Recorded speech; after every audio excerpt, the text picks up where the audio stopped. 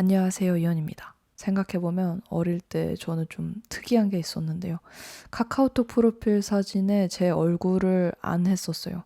제가 그랬던 이유는 회사 다닐 때 이 프로필 사진을 보면 내가 애송이처럼 생긴 걸 들켜서 사람들이 나를 만만하게 보지 않을까? 그것 때문에 제가 실제로 신입일 때 전화하는 것도 굉장히 싫어했고요. 카톡에 연락처 그런 거 뭐 남들에게 들키는 거 되게 안 좋아했던 것 같아요. 근데 이제 거기에는 저의 자격지심이 잔잔하게 깔려 있었던 거죠. 나 스스로도 내가 나 자신이 믿업지 않다고 생각했기 때문에 그랬던 것 같아요.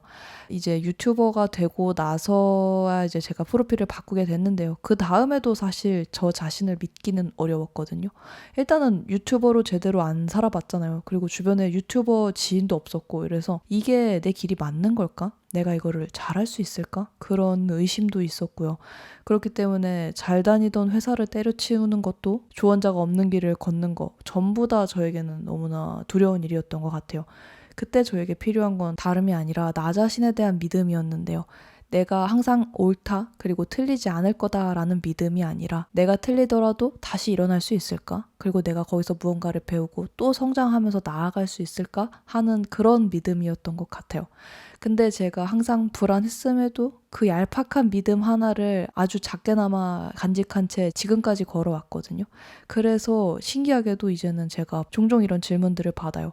어떻게 지금처럼 자기 확신을 가질 수 있게 됐어요? 사실 지금의 저도 저를 다 믿지는 못합니다.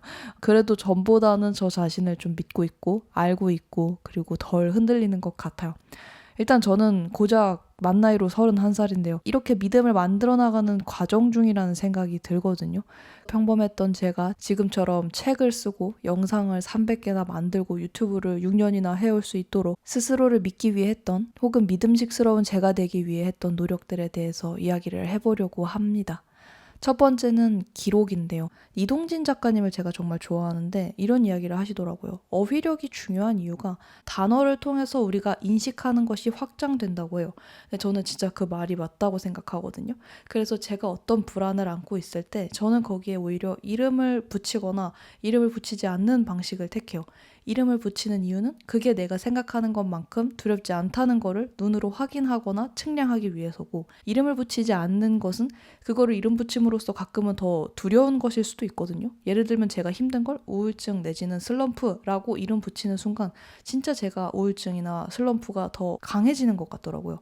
그런 식으로 언어가 갖는 힘이 굉장히 큰데 그거는 언어를 많이 써보고 다뤄보고 그리고 어휘로 표현해보고 그런 과정에서 발달하는 감각이라는 생각이 들거든요. 그래서 남들의 생각보다는 내가 느끼는 것에 조금 더 집중할 수 있고 변별력이 생긴다고 생각을 해요.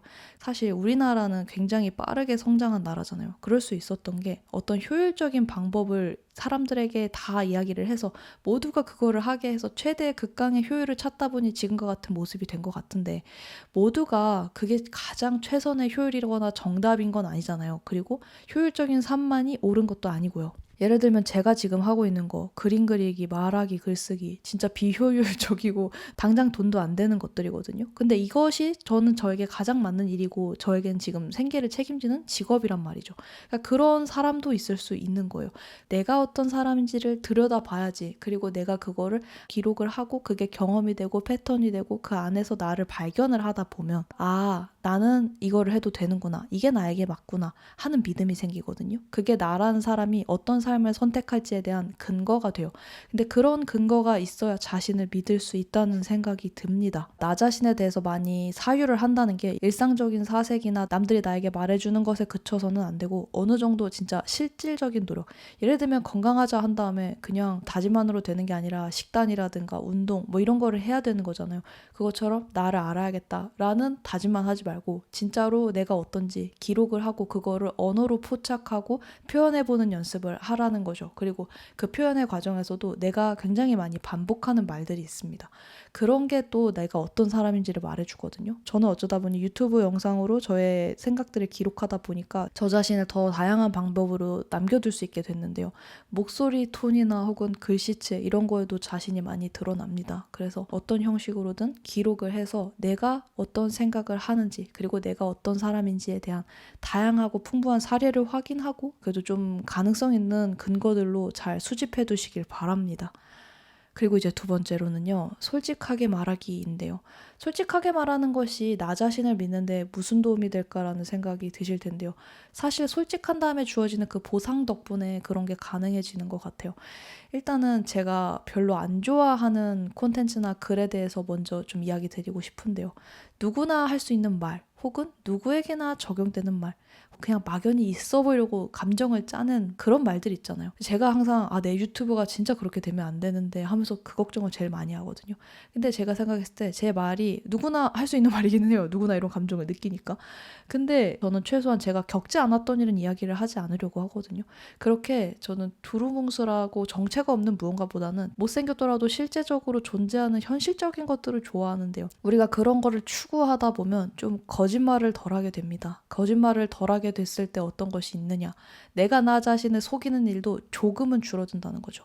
언제나 우리는 우리 자신을 속이면서 산다는 생각이 들거든요. 예를 들면 내가 공부를 하기엔 잘 안 맞는 사람이야. 근데 이렇게 속이는 거예요. 내가 그래도 언젠가는 공부를 하겠지. 내가 하지 않는 일을 할 거라고 믿고 그러다 보면 나 자신에 실망하게 되고 실망을 거듭하다 보니까 나 자신을 믿지 못해서 새로운 일을 도전할 때도 그게 쉽지 않거든요. 근데 이제 솔직하려고 연습을 하다 보면 내가 못하는 것까지도 이야기를 하게 돼요. 제가 진짜 글을 쓰면서 항상 좀 두려웠던 게 뭐냐면 내 글이 너무 구리지 않나? 너무 좀 어리지 않나? 내가 이 말을 할 처지가 되나? 제가 그 생각들이 항상 힘든 거예요. 근데 어느 날 제가 아침에 읽은 책에 이런 문장이 있었어요. 사람은 저마다 아는 만큼 글을 쓴다. 갑자기 상상을 해봤어요. 내가 갖고 있는 실력보다 내가 더 잘 그린다면? 더 잘 말한다면? 더 잘 쓴다면? 그거는 또 그거 나름대로 두려울 것 같은 거예요. 왜냐하면은 내가 가진 것보다 내가 잘한다는 건 내가 그거에 대한 통제 능력이 없는 거잖아요. 근데 내가 뭘 어떻게 하는지 잘 알고 그거를 해낼 수 있게 되면 같은 동작을 반복할 수 있고 같은 강도로 다음에도 그런 글을 쓸 수 있고 그림을 그릴 수 있고 그런 거잖아요. 그래서 이게 운에 기대는 거 말고 그냥 내가 가진 실력대로 무언가를 하는 건 어쩌면 솔직한 일이고 그것에 대해서 너무 두려워할 필요는 없다. 고로 내가 글을 많이 안 써서 못 쓰는 거에 대해서 과하게 창피할 필요도 없고 그렇다면 솔직하게라도 써보는 연습을 해야 하는 단계라는 생각이 든다. 그래서 우리가 부족한 부분들이 있을 거예요. 근데 그런 것에 대해서 우리가 솔직할 수 있어야 그거를 인정하고 그 다음으로 나아갈 수 있거든요. 그리고 그렇게 하다 보면 나 자신에게 거짓말을 하지 않게 돼요. 믿음을 갖는다는 건 사실 그런 거죠. 이 사람이 믿을 만한 상대일 때나 가능한 건데 내가 나 자신을 속이지 않으려고 항상 진솔하려고 노력을 한다면 그게 자신을 믿는데 굉장히 중요한 밑거름이 되지 않을까 그런 생각을 합니다. 그리고 세 번째로는 틀릴 기회 주기인데요. 저는 항상 좀 그런 생각을 해요. 내가 만약에 아이가 생긴다면 그 아이를 어떻게 가르칠까라고 생각했을 때 저희 부모님처럼 나도 그렇게 하고 싶다라는 생각을 하거든요. 어떻게 하셨냐면은 저에게 제가 선택할 수 있고 제가 틀릴 수 있는 기회를 주셨어요. 이게 굉장히 쉽지 않은 일이더라고요. 제가 누군가에게 유튜브라든가 그림이라든가 무언가를 알려줄 때 썸네일 제목을 가져오잖아요. 그러면 제가 막 그거 다 수정하고 싶고 그림을 갖고 오면 그거 다 고치고 싶고 그런데 그거를 사실 그 사람이 직접 해보게 냅두는 편이에요. 왜냐하면은 그 과정에서 그게 결과적으로 어떻게 완성이 될지를 확인을 해야 거기서 그 사람이 배울 수 있는 게 있다고 생각을 하거든요. 그리고 그렇게 스스로를 피드백하고 스스로 계속 깨지면서도 다시 나아가고 이런 과정에서 자기 자신과 친해진다는 생각도 들어요. 근데 누군가가 그걸 다 해준다면 그런 기회 자체를 앗아버리는 거잖아요. 근데 마찬가지라고 생각을 합니다. 저 자신에게도 제가 틀릴 기회를 조금 더 주려고 해요. 그렇게 하면 조바심이 들지 않거든요. 근데 조바심이 드는 순간 사실은 뭔가 믿음이라는 그 거대한 가치를 행하기는 너무 어려운 것 같아요. 근데 조바심 없이 괜찮아. 이번에는 틀려도 돼. 혹은 망해도 돼. 라고 제가 처음 하는 일이나 좀 겁내는 일에 대해서는 아예 그렇게 좀 너른 마음을 열어두고 시작을 하거든요. 그러면은 그것 때문에 내가 조금 더 나를 믿어주는 느낌? 뛰어내리는데 밑에 푹신한 베개나 뭐 매트리스가 있는 느낌이에요. 그렇게 내가 나를 믿고 무언가를 해볼 수 있다는 생각이 듭니다. 그래서 제가 이번에 쓰고 있었던 책을 마무리를 하면서도 책을 쓰는 게 너무 힘들었거든요. 이렇게 글을 쓰는 게 맞을까? 하면서 정말 의심이 너무 많았단 말이에요. 근데 그럴 때도 제가 기회를 줬어요. 너는 이 책을 지금 이 순간에만 쓸 수 있어. 그리고 너 이 책 망한다고 해도 괜찮아. 사람이 어떻게 뭐 맨날 잘하겠어. 그래도 괜찮아. 너는 용기를 냈으니까. 너는 솔직했으니까. 그리고 너 그렇게 네가 생각하는 것만큼 엄청 못 쓰지 않아. 나쁘지 않거든. 좀 괜찮거든. 이라고 생각하면서 저 자신 좀 믿었거든요. 아무튼 그렇게 하다 보니까 엄청 힘들게 썼지만 드디어 저의 세 번째 책이 나오게 됐어요. 이 책이 사실은 창작에 대해서 말하는 저의 이야기를 담은 것이지만 조금 더 나아가서 자신에 대해서 의심이 들 때 그거를 이겨내고 무언가를 굳게 해내는 그런 과정에 대한 것들을 담았어요. 제가 이제 겨우 30 초반이라고 했잖아요. 20대 자체가 그냥 의심의 연속이었고 30대는 아주 얄팍한 확신, 뭐 확신이랄 것도 아니죠. 아주 얄팍한 뭐 전보단 조금 나은 것 같은 조금 흔들거리는 집안을 갖고 살아가는 건데 그 안에서 제가 찾게 된 것들이 있어요. 나 자신을 믿었기 때문에 얻어온 것이 너무 많았다라는 건데요. 그림을 그리는 과정도 그랬죠. 그림을 그리면 다들 좀 망한다고 그러잖아요. 저 어릴 때도 그런 얘기가 진짜 많았거든요. 근데 아니야, 나는 공부를 하면 오히려 더 망할 것 같아. 그런 생각이 드는 거예요. 근데 아무리 생각해도 제가 그림을 그리면 그렇게 뭐 엄청 망할 것 같진 않더라고요. 그래서 제가 그렇게 저를 한번 좀 믿어봤습니다. 그게 이제 중3 때고요. 그리고 제가 이제 디자이너를 관둘 때도요, 저는 그런 질문을 던졌어요. 너 회사 없이도 살 수 있니? 근데 다른 건 몰라도 제가 저 하나쯤은 먹여 살릴 수 있을 것 같은 거예요. 그리고 그런 믿음이 있는 거예요. 왜냐하면은 저는 겁이 너무 많거든요. 근데 그 겁이 많다는 거는 기록을 통해서 알게 됐어요. 내가 이렇게 겁이 많은데 내가 나를 망하게 둘까? 나는 아무튼 회사를 안 다니더라도 내가 알바를 하든 뭐를 하든 나 자신을 망하거나 굶기지는 않을 것 같아 라는 믿음이 있었고요. 그리고 아까 말했던 것처럼 제가 유튜브를 할까 말까 하면서 전업 유튜버의 길을 선택을 할 때도 그런 생각이 들었죠.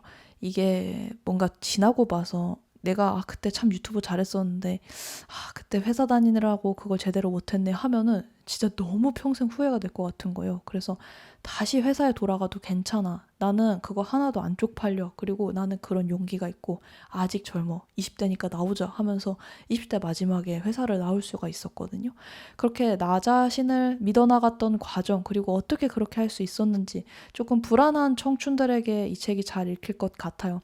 그래서 제가 좀 멋진 책을 쓰고 싶었나 봅니다. 뭔가 거장이 쓴 것 같은 혹은 나보다 훨씬 나이가 든 현명한 사람이 쓴 것 같은 책을 쓰고 싶었는데 그러지 못했고요. 근데 그래서 더 이 책이 귀하다는 생각을 했습니다. 이 시대를 살아가는 젊은이들에게는 더욱 공감이 된다고 생각했고요. 저보다 나이 많은 사람들에게는 요즘 젊은이들은 이런 생각을 하는구나 하면서 조금은 열린 대화의 장이 될 수 있지 않을까 그런 생각을 했고 네, 제가 그런 마음을 담아서 쓰게 된 저의 세 번째 책. 이번 책의 제목은 모든 멋진 일에는 두려움이 따른다입니다.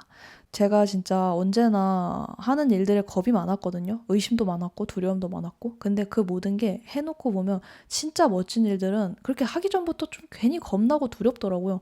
근데 그런 것들이 하고 나서 제일 하기 잘했다 싶고 제일 뿌듯하고 제일 멋진 일이었어요. 그리고 제가 첫 번째, 두 번째 냈던 책들은 과거에 겪었던 거지만 이거는 유튜버가 된 다음에 성장한 저의 생각 그리고 조금은 저처럼 크리에이터나 창작자의 삶을 꿈꾸는 분들에게 가까운 입장에서 도움이 될 수 있도록 이야기를 썼고요. 9월 5일에 출간이 됩니다. 교보문고, 알라딘, 예스24 온라인 3사에서 각각 굿즈를 예쁘게 준비를 했고요. 제가 다 예쁘게 그렸습니다. 자세한 사진과 내용은 커뮤니티에 함께 올릴 예정이고요. 판매 링크는 제가 이 영상 댓글에 달아둘게요. 그리고 초판 한정으로 제가 사인본을 준비를 했는데요. 여기에는 제가 저만의 좀 용기가 되어드릴 문구를 적었거든요. 근데 그거는 이제 여러분들이 직접 받아보고 확인하실 수 있게 영상에서는 비밀로 해두겠습니다. 하여튼 제가 근 1년간 좀 여행을 많이 다니고 뭐 책도 쓰고 하느라고 귀염둥이 분들을 오프라인에서 뵐 기회가 적었는데요. 좋은 기회로 책과 함께 다시 오프라인에서도 여러분을 좀 자주 뵐 수 있게 될 것 같아요. 그래서 북토크도 좀 많이 하고 그리고 뭐 작게나마 제 그림이 들어간 사인도 해드리고 사진도 찍고 대화도 나누고 그런 자리에서 여러분도 좀 자주 뵙고 하면 좋겠습니다. 세 번째 책이 나올 수 있게 도움 주신 김희정 편집자님께 무한한 감사를 드리며 저의 세 번째 책 모든 멋진 일에는 두려움이 따른다도 많은 사랑 부탁드리고요. 초판 한정에만 따라오는 귀여운 굿즈들도 꼭 챙겨가시길 바랍니다. 그리고 여러분들께 사랑을 보낼게요. 우리는 다음 영상에서 또 만나요. 안녕.